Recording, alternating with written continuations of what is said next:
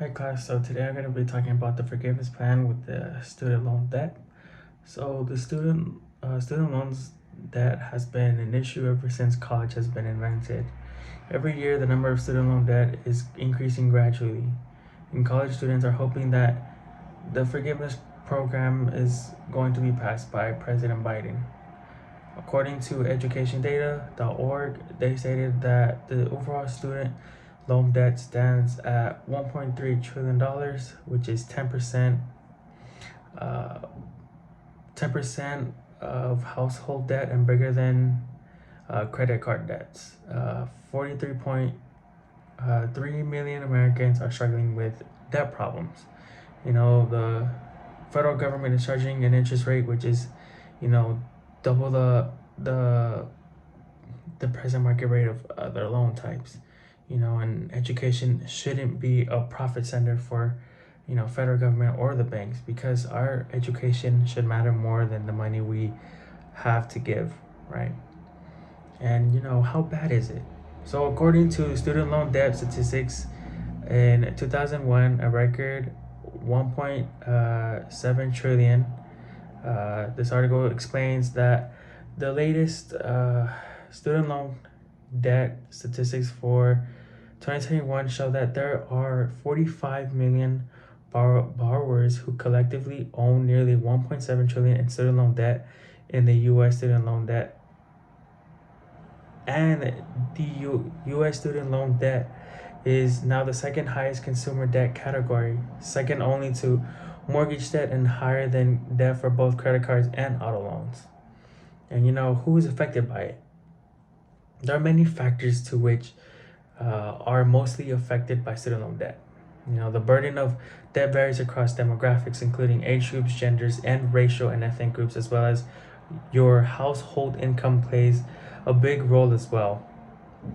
Logically, coming from middle to lower class income students tend to possess more loans than a higher income student, respectfully. According to student loan analysis of statistics, September 24, 2020, that article explains that there was a study found that students from earning between $40,000 to $59,000 per year racked up 60% more debt than lower income students, and 280% more than their peers whose families earn between $100,000 and $149,000 per year. Especially now that we are currently in a pandemic with people losing jobs, it has become much more of a challenge to be financially stable to pay for your loans and your classes. And what caused the problem? Attending college is no easy thing. Without full scholarships, you have to pay to go to school. In the article, students and their families need support systems before they're saddled with college debt. States that the real problem is that there's no adequate education, information, or support systems in place to help students and their families to make smarter college choices while they're still in high school. And why is this still a problem? This is still a problem because today, because for one, we are in a global pandemic that is affecting many college students financially. Many programs have been closed down due to COVID-19, and this caused students to reconsider the options. And I personally know people who are halfway too close to being done with school, who had to extend their time uh,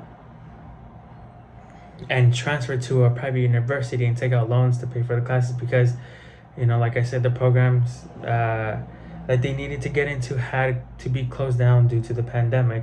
And now that jobs have been releasing their employees, it became, more of a challenging way.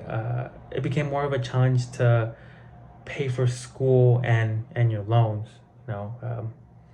And solution, ever since the pandemic happened, student loan debt has increased, and students are struggling to pay for these loans because many people have been put into unemployment, and EDD has taken a while to approve people for their stimulus checks. And according to the University of Washington, one possible solution would be to limit tuition rates at public colleges, which lead to an increase in grant aid and tuition waivers for low and moderate income students.